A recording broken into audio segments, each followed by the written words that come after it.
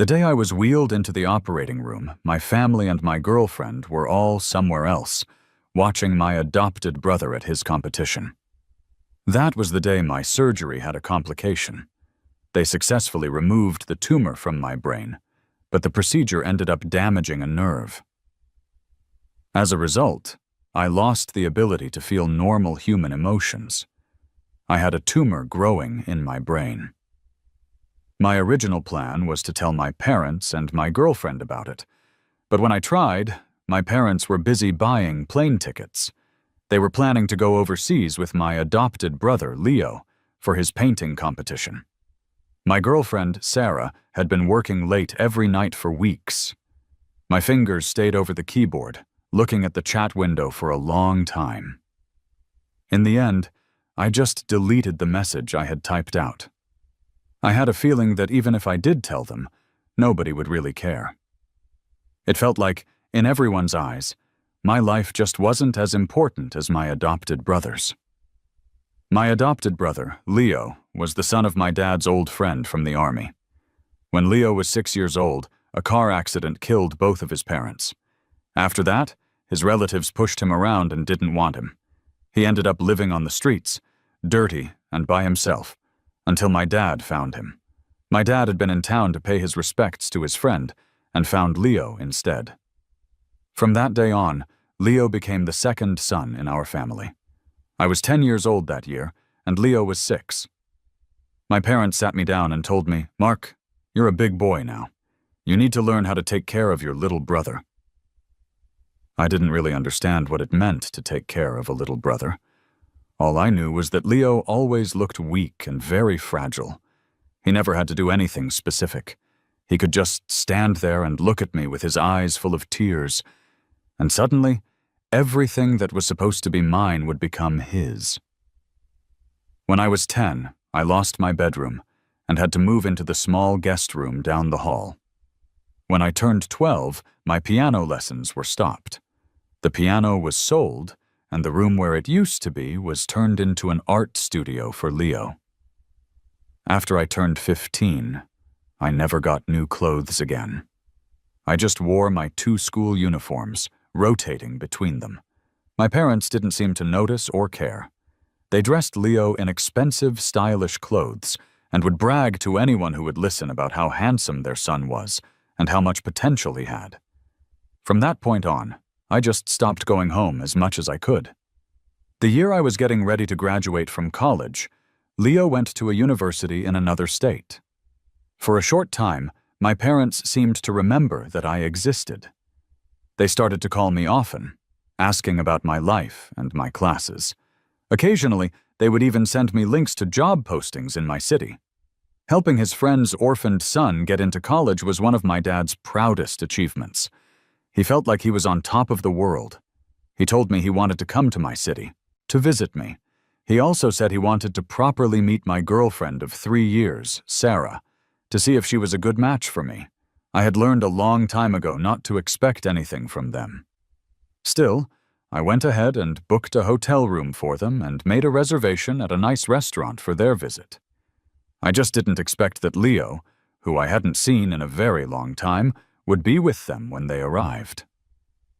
That day, his smile was so innocent, just like it was when he first came to live at our house. He smiled at my girlfriend, Sarah, in that same way all through dinner. Later, I was looking at my phone and saw Leo's profile picture pinned to the very top of her text messages. Before I was taken into the operating room, I couldn't stop myself from calling my parents one last time. The call only lasted for 3 seconds. I heard my parents' rushed voices on the other end of the line. "Mark, we're about to board the plane. Your brother's competition is very important. Whatever it is you need to tell us, we'll talk about it when we get back." They hung up the phone before I could even say a single word. I just stared at my phone's dark screen, completely stunned. Just then, a new post from my girlfriend, Sarah, popped up on my social media feed. She was posting about going off to chase her own adventure. The picture she posted was of a plane ticket, and the destination printed on it was the exact same country where Leo's competition was being held. I stared blankly at the screen for a long time, until my aunt, who was sitting in the chair next to my hospital bed, couldn't watch me anymore. She gently took the phone from my hand. "I've already signed the consent form for you, Mark, so don't you worry about a thing. I'll take responsibility for anything that happens." She lovingly stroked my head and let out a deep sigh. "Your father has been a fool for so many years, and you're the one who has had to suffer for it. Go on, honey. I'll be right here waiting for you when you get back." I was wheeled into the operating room, and the anesthesia slowly started to take effect. Before I lost consciousness, I couldn't help but wonder, if I died during this surgery, would my parents even shed a tear for me? And Sarah. I thought that when I got out of here, I had to tell her to her face that we were through. I knew she had already moved on a long time ago. This time, I was the one who was finished with her. My story with Sarah wasn't some kind of epic romance, but back in college, it was a relationship that all our teachers and classmates seemed to admire. It started in a very cliché way.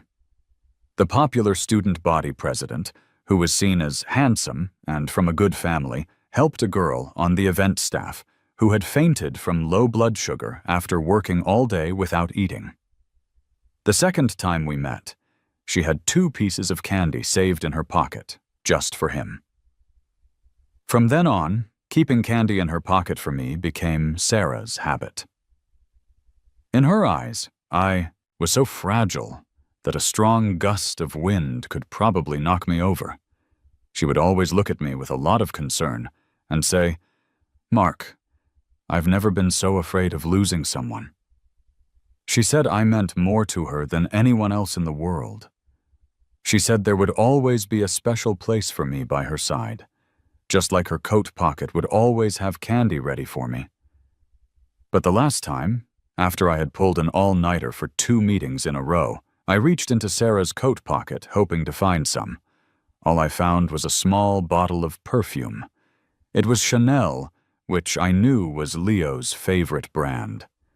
I quietly put the perfume back in her pocket without saying anything. From then on, I learned to carry my own candy. My life split into 2 different paths when I was 10 years old. From that age on, I tried to get used to living without relying on anyone else. I lowered my expectations for everyone around me. My thinking was, if you don't expect anything, you can't be disappointed. And you won't fall into despair when the disappointments keep piling up. But I'm only human, and I was far from being as detached as I wanted to be. Sarah spent a full year pursuing me, and then she spent the next 3 years caring for me deeply. For 4 whole years, she slowly broke down the walls I had built around myself, bit by bit. She made me feel like I finally had someone I could rely on. But stories are almost always clichés. Just when I thought I had found someone I could truly trust, she had a change of heart.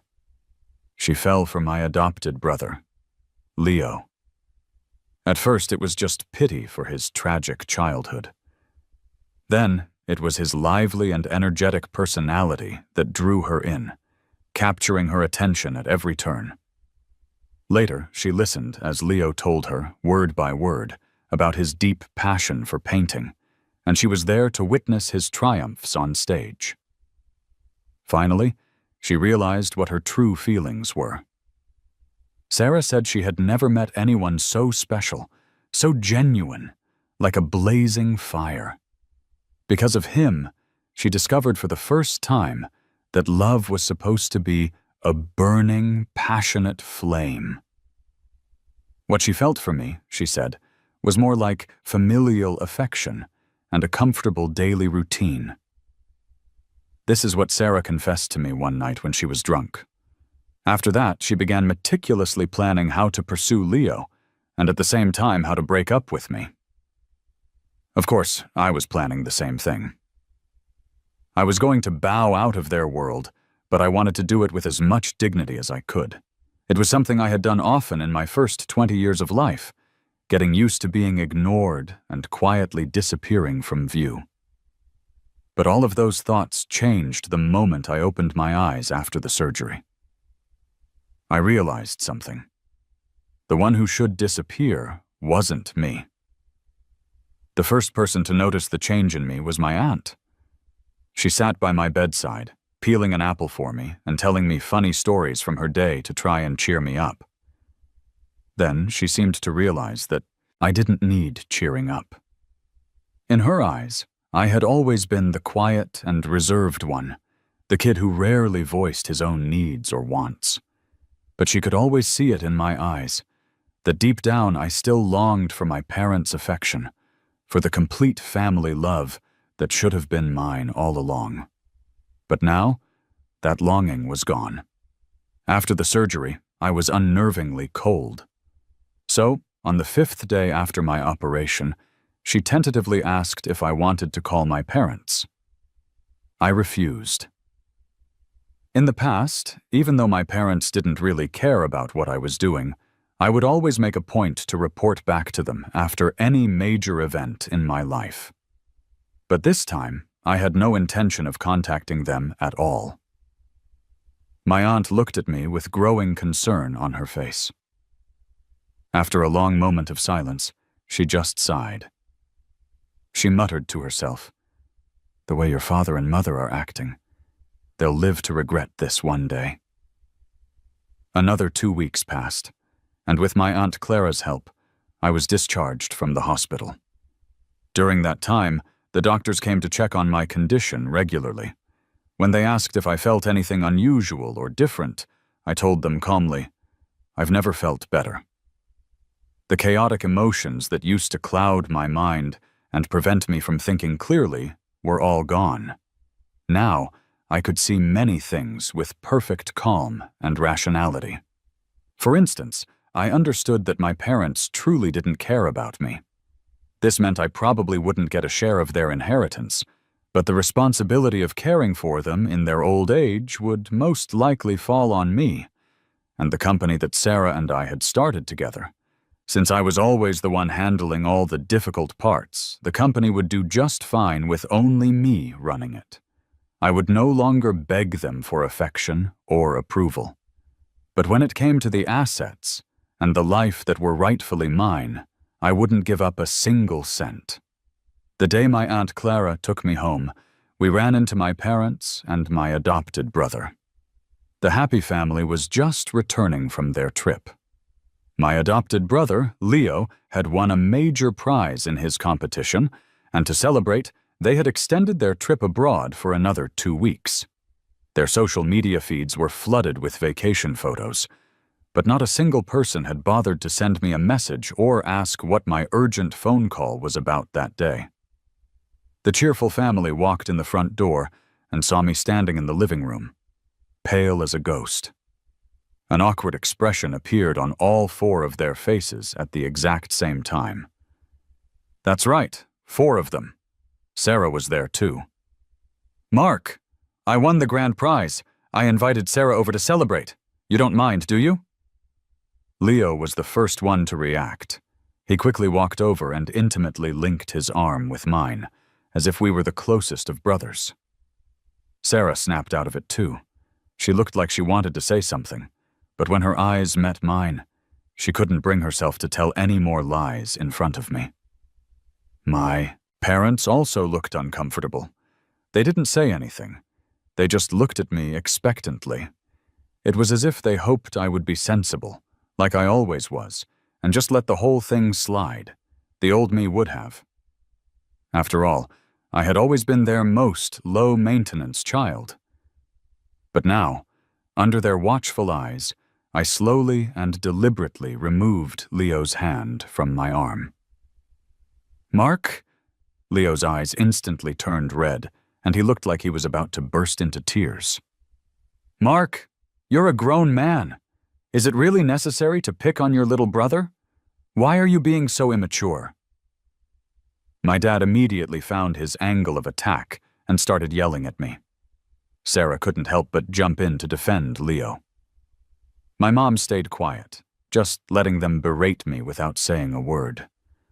That is, until my aunt, who had been upstairs packing my things, came down the stairs. She took my hand and started leading me toward the front door. Only then did my dad and Sarah stop talking. "Stop! Where do you think you're going?" This time, it was my mom who spoke. She was the woman who loved to brag to outsiders about how easy I was to raise, only to turn around and give all the best things to Leo. "To my place, for some peace and quiet. If this child stays here with you, who knows when you'll bully him to death?" my aunt shot back, turning to glare at them with red-rimmed eyes. My mom was taken aback. She didn't argue with my aunt, but turned her focus back to me. "Mark, you're our son. Are you really going to leave with your aunt? Think about how bad that would look," she said, her brow furrowed slightly. Her tone was full of disapproval and a hint of resentment, as if my decision was causing her a huge inconvenience. She had always been like this, an expert at using a soft touch to make me feel guilty. But now, I no longer felt that familiar pull on my heartstrings, so I told her the simple truth. Yes, Aunt Clara was the one who signed my surgical consent form. From now on, she's the only family I recognize. "What kind of nonsense is that?" My dad's temper flared instantly. He strode forward to hit me, but Sarah stepped in and stopped him. My aunt seized the opportunity and quickly pulled me away. My mom's voice trailed after us, relentlessly questioning. "Surgery? What surgery? Why didn't you tell me?" She kept pounding on the car window, even after my aunt and I were safely inside.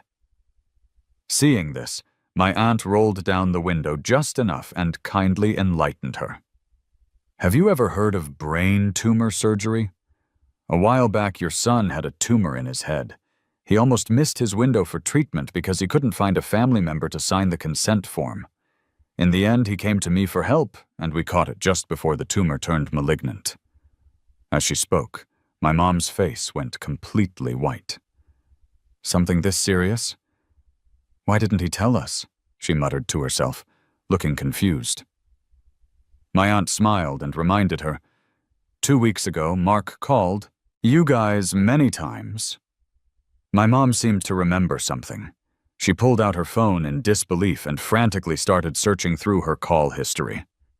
"It won't do you any good to find the call log, you know," my aunt said. "You answered the phone, but who among you had the patience to listen to what Mark had to say? You were all too busy getting your precious adopted son on a plane." With that, my aunt ignored her, stepped on the gas, and we sped away. That night, my mom tried to contact me, but she found that I had blocked all of her accounts. My dad, Leo, and Sarah were blocked too. Unable to reach me and still feeling the humiliation from earlier, my parents couldn't bring themselves to contact my aunt and uncle. Instead, they went around to all our relatives, complaining about how petty and ungrateful I was.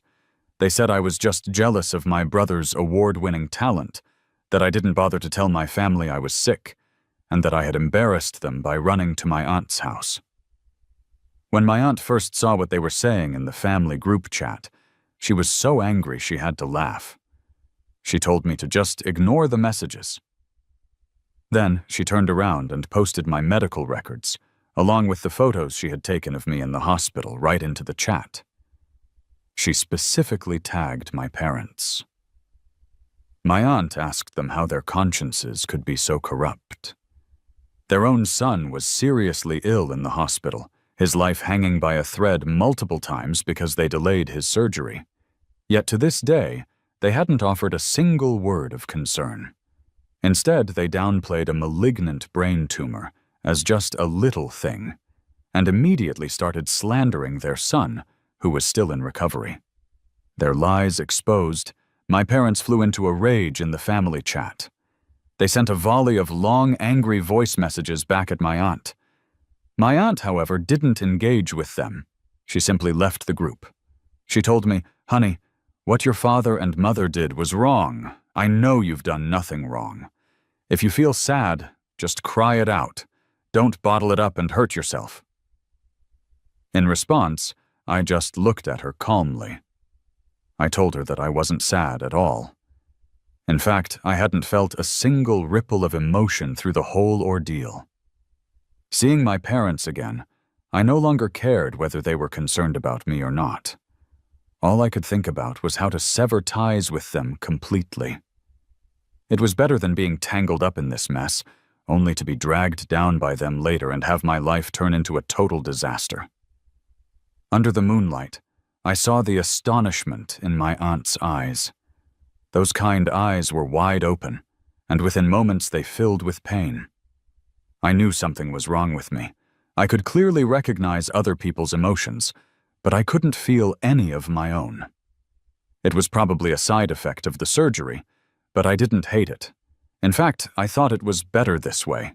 I still had my ability to tell right from wrong. I just saw things more objectively and rationally now. For example, I knew with certainty that my Aunt Clara genuinely cared for me. Even if I couldn't feel the emotion called gratitude, I knew I should honor and care for her for the rest of my life. As for my parents, they may have noticed the change in me, but they were still dreaming that I would come crawling back to them, ready to be manipulated again. But they didn't know that was never going to happen again. Another 2 weeks passed. My parents constantly bragged on their social media about how well they treated Leo, and they had other people relay the messages to me. They wanted me to feel regret. They wanted me to know that if I were smart enough, if I knew how to back down and suck up to them like Leo did, then they could treat me that well too. Never mind that for the past 20-odd years, that's exactly what I had been doing. Finally, when I showed no reaction at all, they started to panic. One day, standing outside my office building, I saw my parents and Leo, the perfect family of 3. Standing right there with them was Sarah, who had also been missing for 2 weeks. When Sarah saw me, she instinctively opened her mouth to say hello, but in the end, nothing came out. She just looked away, guilt plain on her face. Seeing this, Leo's expression soured. Unlike the glamorous young man in my parents' social media posts, Leo looked haggard. His eyes were red and swollen, as if he had just been crying, but the moment he saw me, his eyes lit up. They were clearly up to no good, but I had no interest in watching their performance. I was about to ignore them and walk inside when my dad grabbed my wrist. He said, "Mark, Leo is suffering from severe depression because he feels so guilty about what happened with you. The doctor says he needs his partner by his side. We've already spoken to Sarah, and we know you'll do the right thing for your brother, won't you?" When I didn't answer, he added, "Leo is becoming quite a name in the art world now. We've invested so much money to build his career over the years. As his older brother, you can't just stand by and watch it all go down the drain." His sharp, demanding voice was giving me a headache. I silently pulled my hand away from his grasp and looked at the 4 of them, each with their own ulterior motives. Now that the filter of so-called family affection was gone, I could see their hidden intentions as clear as day, even if Sarah wanted to be with Leo. There were plenty of decent ways to handle it. Not like this, making a huge scene at my office to force my hand. Ultimately, they were just testing my limits, trying to see if I was still the same obedient son who would endlessly sacrifice his own interests to please them. "Fine," I said, after a moment of thought. But before any of them could show a hint of relief, I turned to Sarah. 3 years of college, plus 3 years building this company. That's 6 years of my life. I want 50% of the company's original shares as compensation. As if she never expected me to ask for anything, Sarah's face darkened. She was about to say something, but I upped the ante. "Once the compensation is paid, I won't say another word about you and Leo. You don't even have to invite me to your wedding. I won't be living at the family home anymore. As long as you don't bother me, I'll disappear from your lives completely. You wouldn't want your precious artist to be labeled a homewrecker, would you?" The moment the words left my mouth, Leo reacted instantly. He didn't give Sarah time to think. He just hugged her arm and whimpered pitifully. Sarah had always prided herself on being above material things, seeing money as trivial. Now, blinded by love, she actually agreed. Sarah and I had founded the company together. I held 26%, and she held 35%. Over the years, I had bought back another 10% of the shares from other investors. If Sarah transferred her 15% to me, I would become the largest shareholder in the company, and Sarah would inevitably be sidelined. To prevent her from changing her mind once she came to her senses, I immediately took out my phone and had my secretary prepare the transfer documents. I also called a notary to come to the office. The moment the shares were legally in my name, I wished Leo and Sarah a long and happy life together with the utmost sincerity. I even walked them to the company entrance. Leo looked at me with the triumphant expression of a winner. "Mark, you've got your money.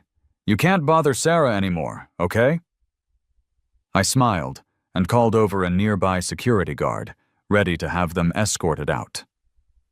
My mother came around from behind him, her eyes fixed on me. "What do you mean you're never coming home again?" she asked.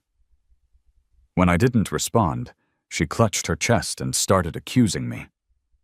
"You ungrateful child! Are you trying to kill me?"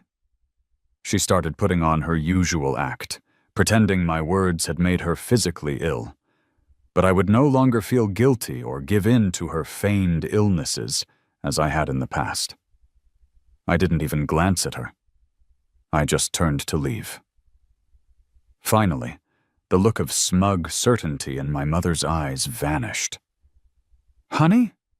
What's wrong?" she asked, grabbing the corner of my shirt. Her face was filled with panic, and her voice trembled. She realized it. Her fake illnesses, her strategic retreats, all the old tricks she used to control me, no longer worked. Because I didn't care about her anymore. I would no longer compromise for her. "Mrs. Hayes," I said softly, looking at her and the family standing behind her. "From now on, you all need to live your lives well." "You bastard! What is that supposed to mean?" My father, who had been silent until now, letting my mom do all the performing, suddenly got agitated. He rushed forward, hand raised, to strike me. Sarah tried to stop him, but Leo held her back firmly. In the chaos, a team of bodyguards I had called in advance stepped in front of me. Now it was my dad's turn to be stunned. He clutched his chest, looking like he was about to faint from anger. It was the exact same act my mom had pulled just moments earlier. By this point, Sarah had finally broken free from Leo's grasp and walked over to me. She looked at me with disapproval. "Mark, you can hate me, but your parents are still your parents. You're going too far." "Uh-huh, right," I said, having no time to waste on them. I simply looked down at my phone and started dealing with work emails. Sarah was speechless at my indifferent attitude. She was about to say more, but I looked up at her, my expression completely serious. "Sarah, there's nothing left for us to talk about. Your money is enough. I really don't want to have any more contact with you as a person." When she saw the cold, calm look on my face, a flicker of panic finally appeared in her expression. "By the way, given your unannounced 2-week absence, we can no longer trust you.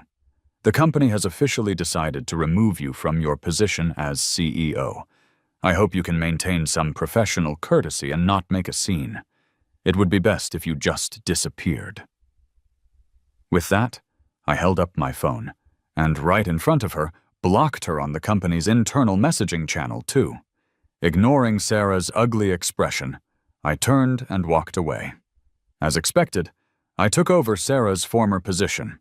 I then worked with the other shareholders to apply pressure until finally, Sarah was forced to sell off her remaining shares. It seems that relationships really can get in the way of business. After getting rid of Sarah, the company began to thrive. As for Sarah, while I was raking in profits, she was still lost in her role as a lovesick heroine, fully dedicated to her romance with her ex-fiancé's brother. Even then, they still thought they were the winners. Leo became incredibly ostentatious, constantly taking Sarah and my parents to check in at various expensive places on social media, showing off their perfect family and love life. Of course, Sarah footed the bill for everything. My parents' finances had been tight since they retired. Over the years, all their savings had been poured into paving the way for Leo's art career. They had relied on me to maintain their facade of prosperity, and now the whole family had seamlessly latched onto Sarah as their new cash cow. The relatives who used to interact with them didn't know the real story and showered them with praise for finding such a great catch.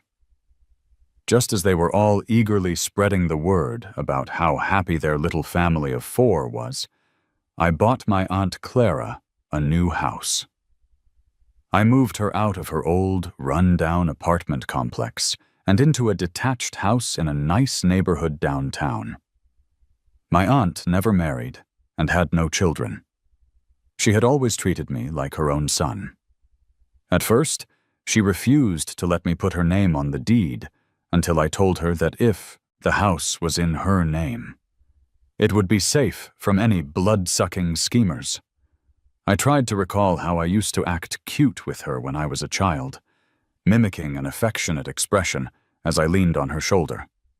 "From now on, I'll live with you, Auntie. You won't get tired of me, will you?" I said. My aunt's eyes immediately reddened. She patted my back and whispered softly, "Never, never. As long as I'm here, Mark will always have a home." When my parents heard I'd bought my aunt a house, they were furious. They showed up outside our gated community that very night. But the security was tight. Since they weren't on the list, they weren't even allowed to wait at the gate for more than 3 minutes. My dad called my aunt's phone and unleashed a torrent of abuse. In his mouth, my aunt became a malicious schemer who was driving a wedge between a father and his son. My aunt listened calmly and then asked, "Brother, with all the things you've done to Mark, do you really need me to drive a wedge?" My dad's voice faltered. Before he could argue, my aunt continued, "You say Mark is your son, so why is there no bedroom for him in your house? There's no set of dishes for him. He's not even in the family photos you have on the wall. You claim he's your son, but where exactly does he fit in?" I remembered one bitter winter when I had no winter clothes. I had to layer all my fall and spring school uniforms and was shivering in the snowstorm. But when I got home, the house was empty. My parents had taken Leo to the movies. There were no leftovers for me in the kitchen, and I had no money in my pocket. Before I passed out, I used my last bit of strength to walk to the entrance of my aunt's apartment complex. My aunt lived 5 long blocks away from my house. It felt like the longest journey of my life. If I had collapsed anywhere in that storm, I would have never reached my safe harbor. Luckily, I made it. At the gate, I saw my aunt coming down to throw out the trash, holding an umbrella. I saw the shock and worry on her face as she rushed over and hugged my freezing, numb body. From that day on, I had a home again. My room was at my aunt's house. My dishes were at her table. She even bought back the very same piano that had been sold, placing it quietly in her living room. I had long forgotten how to play, but that day I made a silent vow. As long as I was here, I would be my aunt's greatest support in her later years. So now, when my dad on the phone was stumped by my aunt's questions and started spewing curses again, I calmly took the phone from her and spoke. "Forget about the new house. Say one more word, and you won't even have a roof over your heads now." I'd almost forgotten. It wasn't just the house. Their living expenses had also been coming from my bank account. Their meager pensions and savings had been completely depleted years ago, spent on flying Leo around the world for competitions and hiring famous art tutors for him. And yet, they still treated me like dirt, looking down on me in every way. The voice on the other end of the line was silent for 2 seconds, followed by my dad's thunderous roar. "Mark, have you lost your mind? You fucking dare!" The louder he yelled, the more insecure he was. "I've already died once on an operating table. There's nothing I don't dare to do now, Mr. Hayes," I stated calmly. My dad took this as me complaining about their behavior. He switched to a softer approach, trying his usual tactic of stick and carrot. He said, "In the end, you're just upset that we care so much about your brother. Why don't you think about how pitiful your brother is? It seems you really think your current place is too spacious." I hung up and immediately contacted a real estate agent. While I was preparing to sell the house, my dad and his family didn't give up. To force me to show myself, they started stalking me and causing scenes wherever I went. I ignored them for 3 days, had someone record everything they did to gather enough evidence, and then I called the police. Soon, they were detained for 15 days for disturbing the peace. My parents had always thought of themselves as respectable people. They never imagined they'd be sent to a police station by their own son in their old age. They cursed me out in front of the police, loudly recounting my supposed lack of filial piety. It was very noisy. I put in my earplugs and told the mediating officer that I would absolutely not agree to a reconciliation. As he was being led away, the father, who had always been a figure of authority in my memory, looked at me with a hint of fear. Realizing that I might actually cut them off for good, his tone softened. He called my name. Mark, Mark, over and over, a term of endearment I hadn't dared to hope for since I was 10. But I was devoid of emotion now. I wouldn't feel sorry for him. Unfortunately, Leo managed to get away. The moment my parents were taken away, he and Sarah skipped town for a vacation. To protect the reputation of the rising art star they had so carefully cultivated, my parents insisted that they had orchestrated everything themselves, and that Leo had absolutely nothing to do with it. I pictured Leo's smug, troublemaking face and figured I'd get my chance with him sooner or later. So I used this time to sell the old house at a low price to a tough-looking guy with full-sleeve tattoos who looked like he had connections. And so, before my parents were even released, Leo returned from his trip to stand in front of his former home, unable to get in. Apparently, Leo didn't believe the house was gone, and banged on the door for a long time, demanding an explanation. When the door opened and he saw the new owner, a man standing 6'3", he was too scared to say another word. In the end, Sarah had to come pick him up and take him to her place. A couple of days later, my parents were released. When they heard I had sold the house, they cursed up a storm again. But no one dared to come and bother me. Survival was now their main concern. So, very quickly, my parents packed their bags and moved into Sarah's house in the middle of the night.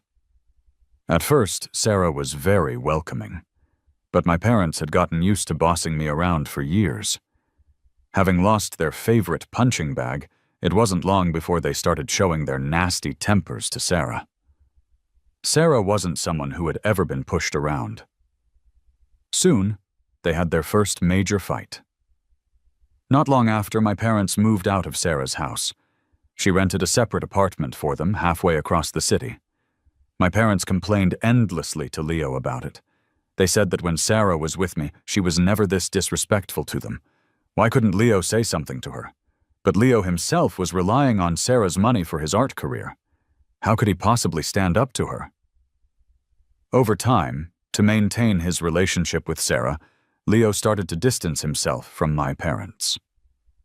One day, Leo was visiting my parents and heard them complaining about Sarah again.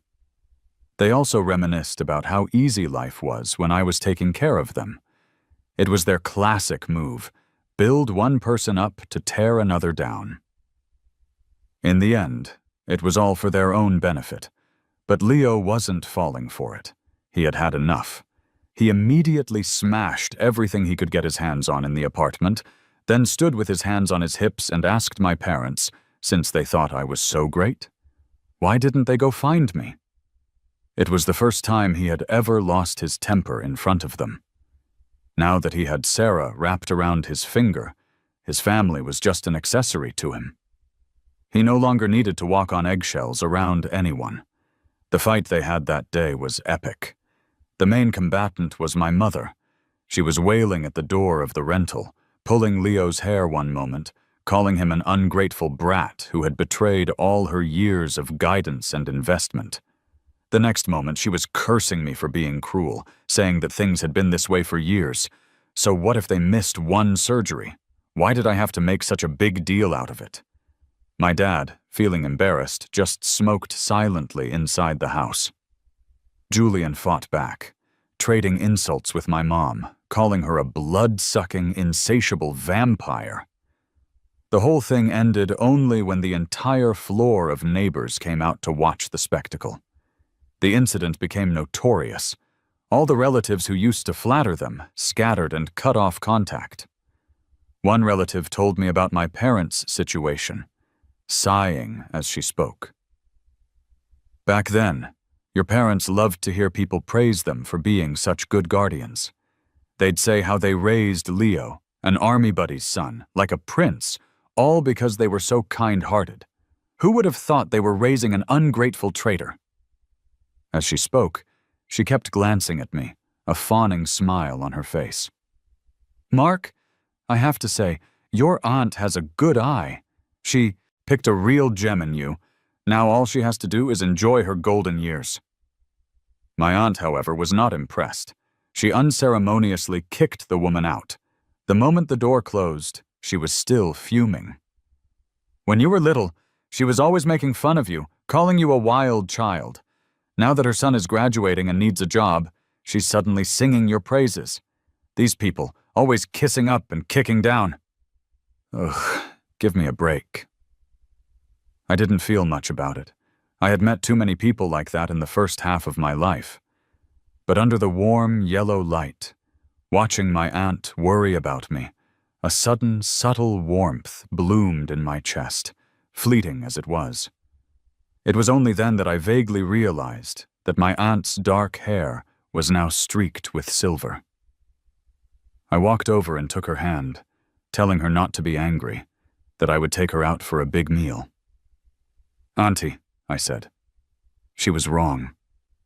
It's not that you had a good eye and picked me, it's that I was lucky enough to meet you. To have met someone in this mundane world who would shelter me from the wind and rain without any complaint. Under the light, my aunt's eyes gradually reddened. She couldn't help but turn away to wipe her eyes. After a while, she turned back to me with a smile. What silly things are you saying? She said. I'm your aunt, your blood relative. It's only natural that I love you. I worked harder than ever. Because I saw things with such rationality and objectivity, the company's profits multiplied. My net worth soared along with it. The next time I saw Sarah was at a business gala hosted by one of our partners. Sarah was wearing a meticulously tailored suit, her hair perfectly styled.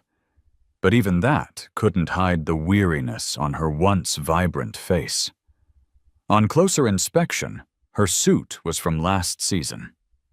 It seemed that supporting a family of vampires wasn't easy on her either. Promoting Leo's art cost a fortune, and my parents' living expenses weren't cheap. It would have been one thing if Sarah were willing to ask her family for help, but her parents had extremely high standards. They hadn't approved of me when I was starting from scratch with Sarah. Now they looked down on Leo, who only knew how to leech off others, even more. If Sarah wanted her family's support, she would have to break up with Leo first. It was clear she was deeply in love. That's why she was willing to humble herself now, smiling obsequiously at the small-time bosses she once looked down upon. But it seemed the people she once looked down on now looked down on her. One of the bosses, who was getting annoyed with her persistence, saw me, and his eyes lit up instantly. He greeted me and walked over quickly. Seeing this, Sarah was stuck, unable to advance or retreat, just standing there awkwardly. But in the moment our eyes met, she flinched, all her former confidence gone. When the company was just starting out, Sarah disdained the schmoozing and networking that happened over drinks. I was always the one who handled that side of the business. Now both the company and our partners were well established. Naturally, they recognized me, not her. It was only logical. I didn't know what Sarah was so sentimental about. But the next second, as if she had made up her mind, she started walking toward me. I turned and said a few quiet words to my side. My bodyguard intercepted her. She couldn't get within 10 feet of me and was politely escorted out of the venue. Later that night, after the banquet ended, I ran into Sarah, who had been waiting for me by my car. I looked at her standing there. I ran through our past in my mind one more time, confirmed that everything that had happened was settled, and that there were no loose ends, and then, without a second thought, turned to get in my car. Sarah quickly reached out to stop me. The car door slammed on her hand, and I heard the sickening crack of breaking bones. Sarah's face went pale. She clutched her injured hand, but her eyes were still fixed on me. "Do we really have to end up like this, Mark?" Her voice was hoarse with pain. I rolled down the window, tossed out a check for $100,000, and gave her a slight smile. "For your medical bills." Then, without waiting to see if she would take it, I let go and stepped on the gas.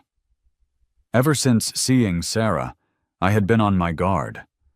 This group was imploding, which meant they were starting to target me again.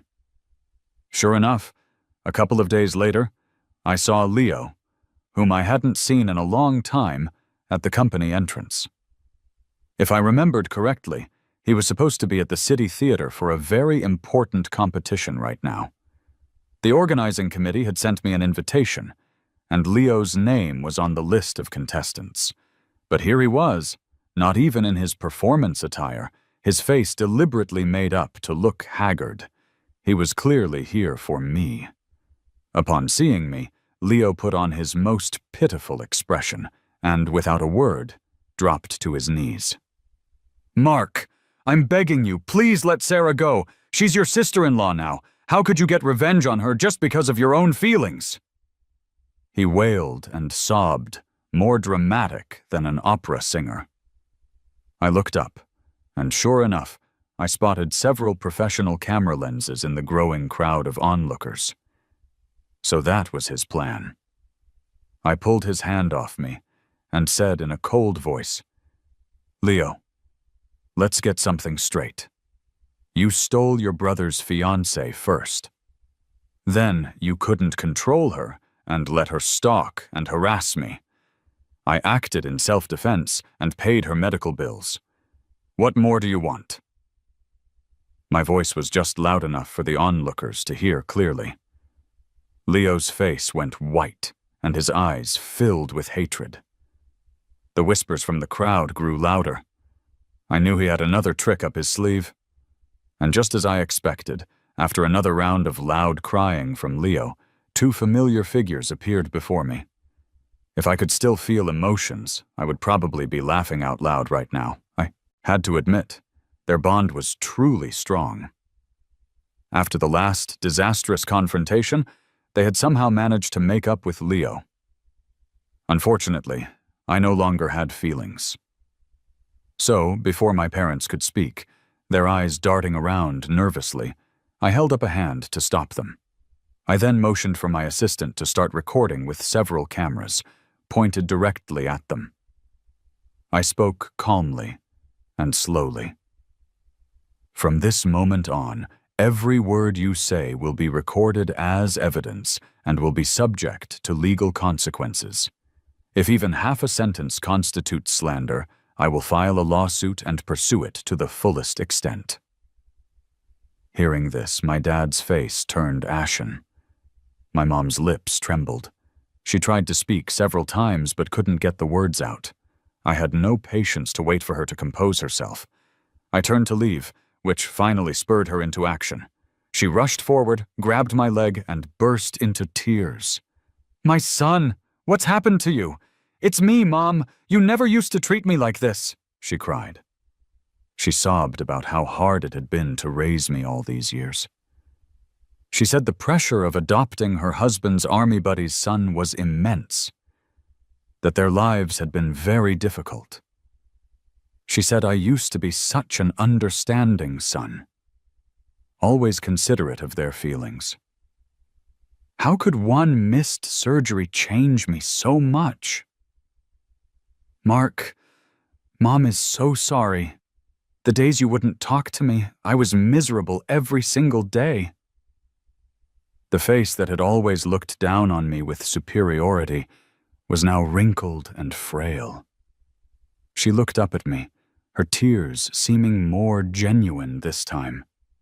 When I remained unmoved, she tightened her grip on my leg. "Are you really going to treat your mother like this? Don't you want me anymore?" I looked down into her tear-filled eyes, my heart completely still. As I was calculating how to respond without causing too much damage to the company's image, a pair of strong hands suddenly pulled her off my leg. I looked up to see my Aunt Clara, her eyes red with fury. "Get out!" she yelled, pointing at my parents and Leo like a lioness protecting her cub. "I have proof of everything you've done," she said. "Don't force me to make it all public." She continued, "Mark has suffered so much to get where he is today. Now that his life is finally getting better, you show up to torment him again? Are you even his parents? That's enough. This is our family business.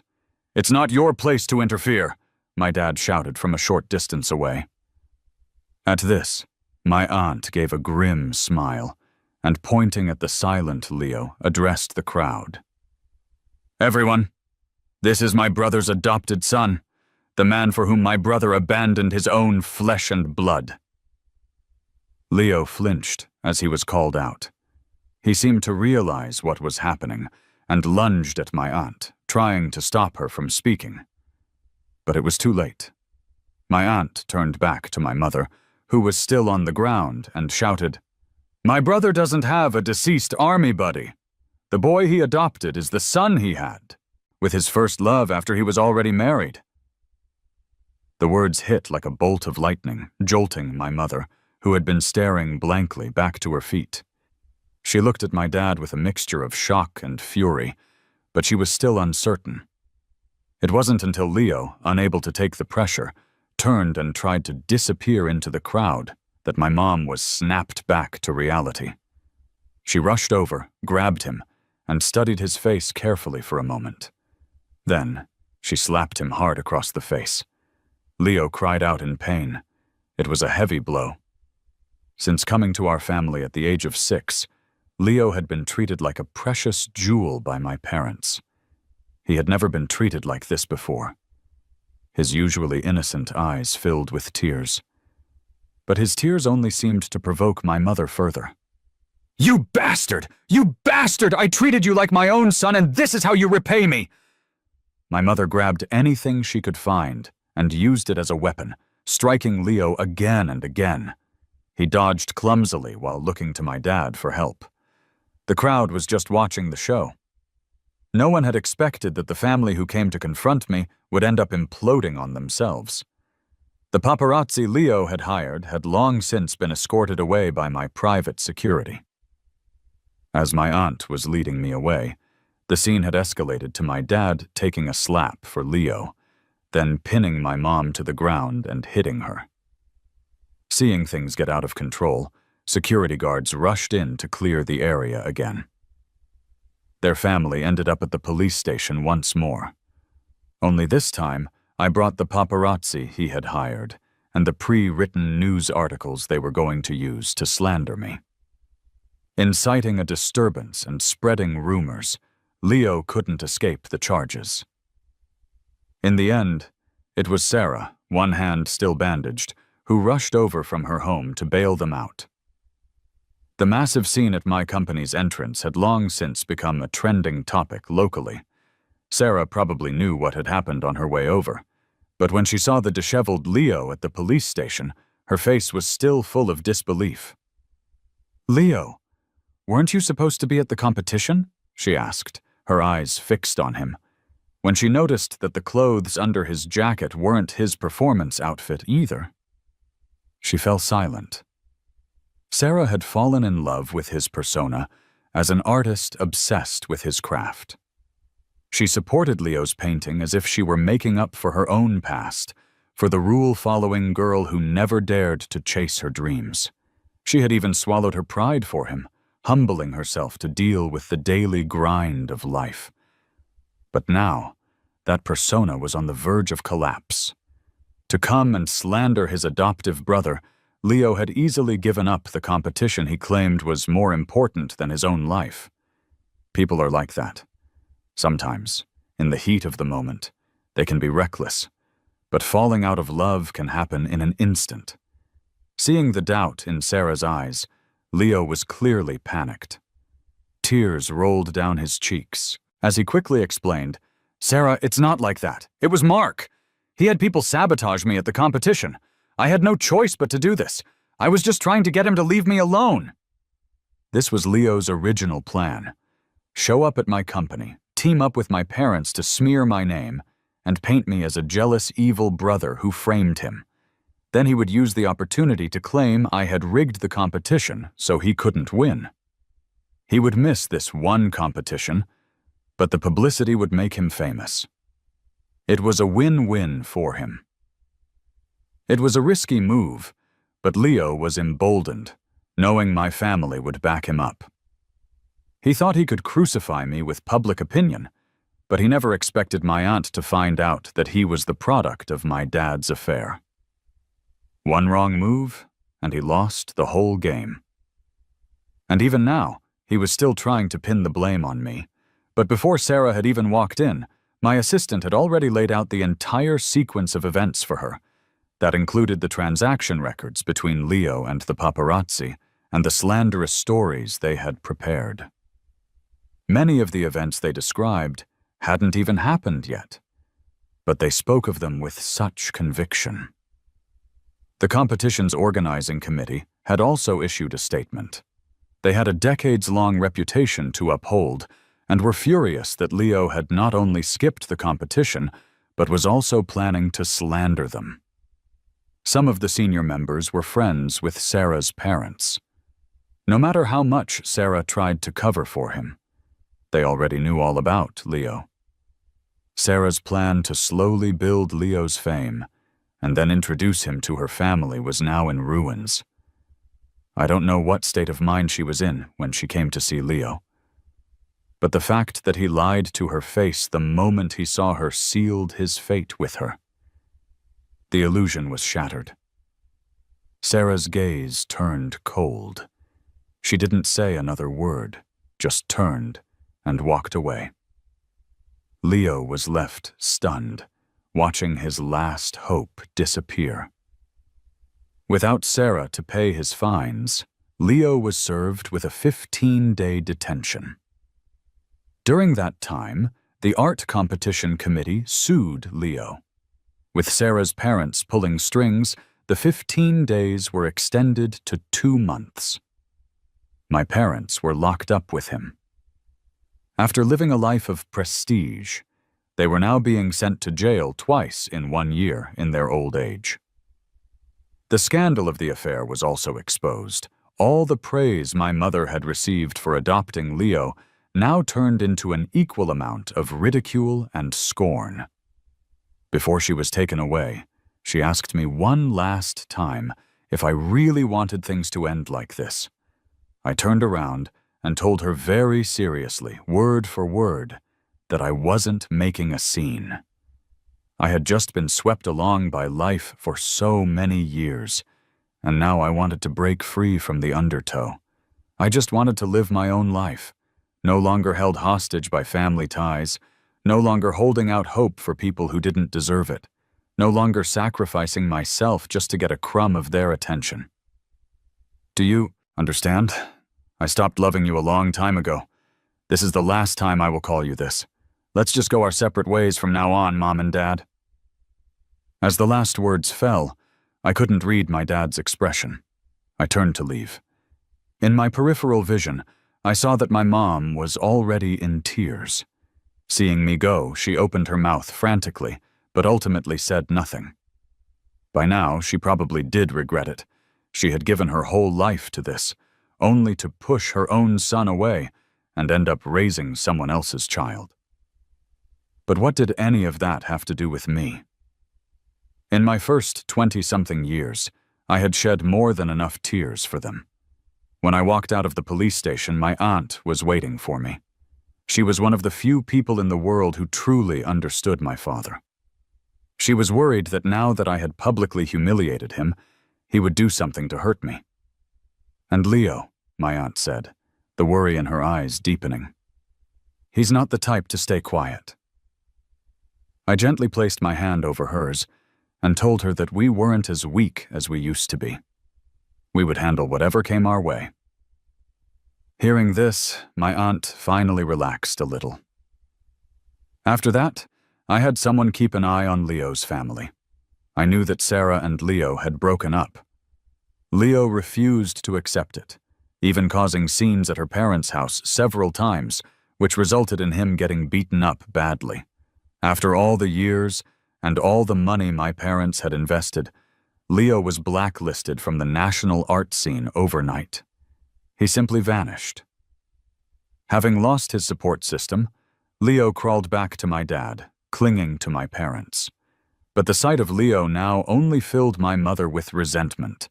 She wanted to divorce my dad, but he refused. So she took out her anger on Leo, hitting and cursing him daily. During this time, my business continued to grow, showing potential for expansion into overseas markets. Sarah's parents, who once looked down on me, now sent me invitations. Sarah herself tried to contact me numerous times, but I never once responded. Later, at a banquet, Sarah and I met again. She seemed much more mature than before, but her gaze was filled with melancholy when she looked at me. "Mark, you've become so successful. I almost don't recognize you anymore," she said, her eyes not knowing where to look. A person who had been confident for most of her life couldn't even stand up straight in front of me now. She hadn't changed much, but she had lost her former pride. As if afraid I would have her thrown out, Sarah started talking quickly. She said she had always owed me a face-to-face apology. She said that after all this time, she finally realized she had never truly loved Leo. She had just projected her own desires onto him, thinking she could find her true self through him. It's only now that I realize how naive I was. It was only after I lost you that I understood what I had truly thrown away. I had little patience for her speech. Finally, I couldn't take it anymore and stood up to leave. "Mark!" Sarah called my name loudly from behind me. "Can we start over?" "No, I'm not interested in trash," I said with a smile, rejecting her without a hint of politeness. "Sarah, no matter how nicely you put it, it doesn't change the fact that you cheated on me because you couldn't resist a new thrill. The fact that you have the nerve to show your face in front of me is truly shameless. Once the filter I had for Sarah was gone, I realized that the person I had once worshipped was nothing special. Besides, I had long since surpassed the position she once held. From now on, I would be the one to light up my own life. Perhaps the shock of my rejection was too much. Not long after, I heard that Sarah and Leo had gotten back together. It's true what they say. Once a cheater, always a cheater. Only this time, Leo no longer enjoyed the pampered treatment he once had. Sarah showed him her cruel side without mercy. She frequently beat him. Not only that, but she also verbally degraded him, calling him the most despicable man on earth. She looked down on him, yet she sought to find her dignity and satisfaction through him. While they were entangled in their toxic relationship, my parents surprisingly reconciled. I heard my mom was pregnant again. Having a child late in life made her completely abandon the idea of divorce, and she even accepted Leo back into her life. On a stormy, rain-lashed night, an urgent call from an unknown number came to my phone. When I answered, it was my dad's panicked voice. "Mark, your mother fell at home. She's bleeding a lot. We don't know what to do. I'm begging you, please come see her. She raised you for over 20 years. After hanging up, I calmly dialed 911 and called an ambulance for them. My aunt looked at me worriedly from the side, getting up several times to ask if I wanted her to go with me. "There's no need. I'm not a doctor. I wouldn't be any help," I said calmly. My aunt looked at me for a long time before finally agreeing in a low voice. You're right. The weather's bad. It would be dangerous to go out." Hearing her words, a flicker of confusion crossed my mind. Later that night, after finishing up some work, I was getting ready for bed when my phone vibrated. I answered it to a burst of static. I hung up without a second thought. It was only after I closed the call screen that I saw the same number had sent me several text messages. The latest one was brief. "I'm sorry. A person like me doesn't deserve to be your mother. You and your aunt live well. Mark, Mom is going to atone for her sins." Scrolling up, there were only 3 words. "Don't come." My heart suddenly skipped a beat. A long-forgotten sense of alarm filled my chest. I pushed back my chair, stood up, and started for the door. But when my eyes fell on the violent storm raging outside, my steps slowed. Finally, I took out my phone and dialed the police precinct for my parents' district. The first call I received the next morning was from the police. They told me that there had been a fire at my parents' old apartment complex the previous night. Leo, my parents, and Sarah were all found dead in the apartment. After an investigation, they suspected arson. The medical examiner had found excessive amounts of sleeping pills in all 4 of the victims' bodies. For a moment, I didn't know what to feel. The emotional stir from last night's text message was gone in a flash, and my mind returned to a state of complete calm. My aunt, however, had red eyes when she looked at me. She hugged me tightly and comforted me softly, telling me that I still had her as my family. I lowered my gaze and said nothing. A long time later, when the police investigation concluded, I finally learned what had really happened that night. It turned out my mother wasn't pregnant at all. She wanted to divorce my dad, but he felt it would be a humiliation and tied her up at home. Leo was not doing well at that time.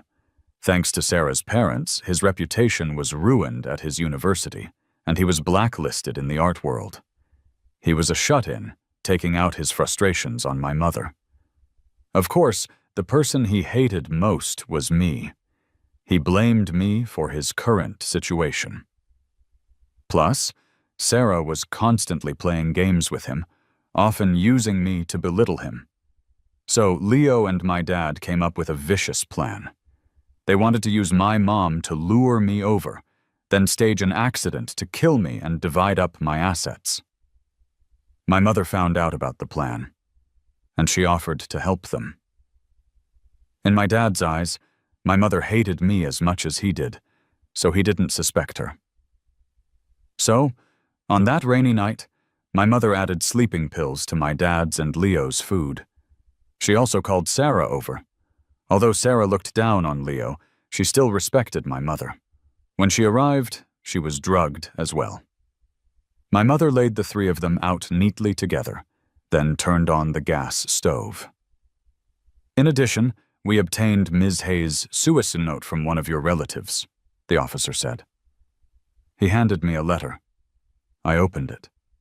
The paper was stained with tears. "Mark, if we are fated to meet in the next life, I promise I will be a good mother. In this life, I will go and atone for my sins." I thought, if there really is a next life, it would be better if we didn't get entangled again. After that, my aunt and I lived a good life. In the winter, I would make dumplings at her house, which she had decorated in warm, cozy colors. The first snowflake fell just as she called me over to eat. When I turned my head, I saw my aunt's kind profile, and a familiar warmth began to thaw the ice around my heart. And so, I gave my aunt the first genuinely grateful smile I had shown in a very long time. Seeing this, my aunt froze in place, holding the plate. Gradually, her eyes reddened as well. We looked at each other and smiled. Finally, after weathering 1,000 storms, the road ahead was clear, filled with the warmth of spring.